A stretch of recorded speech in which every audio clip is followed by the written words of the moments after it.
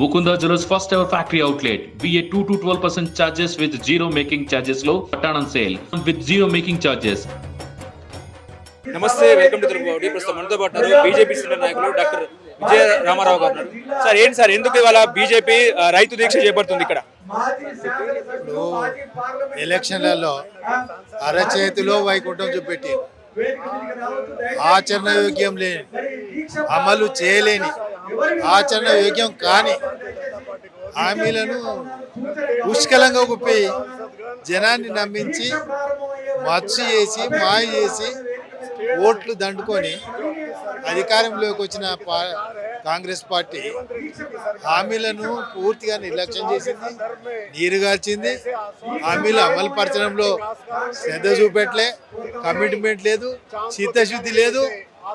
అందుకే ఈరోజు తెలంగాణ సమాజము తీవ్రమైన అసంతృప్తిగా ఉంది. ఒక రాజకీయ పార్టీగా, ఒక జాతీయ పార్టీగా, మరి మేము ప్రతిపక్షంలో ఉన్న పార్టీగా ప్రజా సమస్యల పట్ల స్పందించాలి. ఇది ప్రధానమైన సమస్యలు పెండింగ్లో ఉన్నాయి కాబట్టి పార్టీగా ఈరోజు మేము దీక్ష చేస్తున్నాం.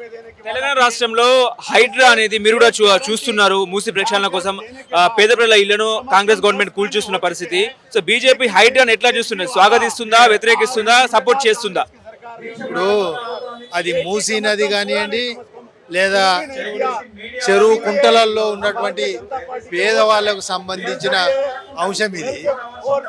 నిజంగా మీరు హైడ్రాను చిత్తశుద్ధితో హైదరాబాదు అభివృద్ధి కొరకు పనిచేయాలి అనుకుంటే ముందుగా పేదవాళ్ళందరికీ ఎవరైతే బలహీన వర్గాలు ఉన్నారో, చిన్న చిన్న ఇండ్లు ఉన్న వాళ్ళు ఉన్నారు, చెరువులలో కుంటలలో మూసి నదిలో ఉన్నటువంటి ప్రజలను ఆల్టర్నేటివ్గా వాళ్ళకు నివాస యోగ్యమైన ఇల్లు కట్టి చూపెట్టండి.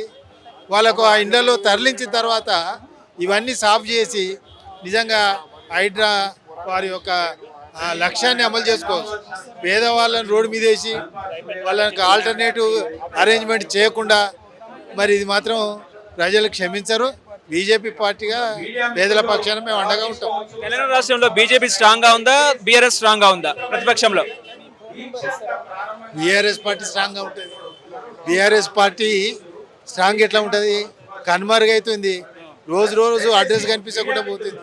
బీజేపీ ఒక జాతీయ పార్టీ, కేంద్రంలో అధికారంలో ఉన్న పార్టీ, ఇక్కడ ప్రజా సమస్యల పట్ల స్పందించగలిగిన ప్రజలలో మరి మాకు కొంత మద్దతు ఉంది.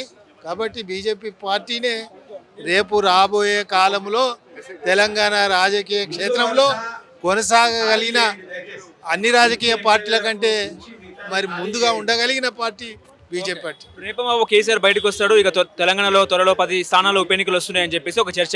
మీరు ఎట్లా చూస్తారు? నిజమేనా? కానివ్వండి, ఎన్నికలు రావడం అదంతా ఈజీ కాదు.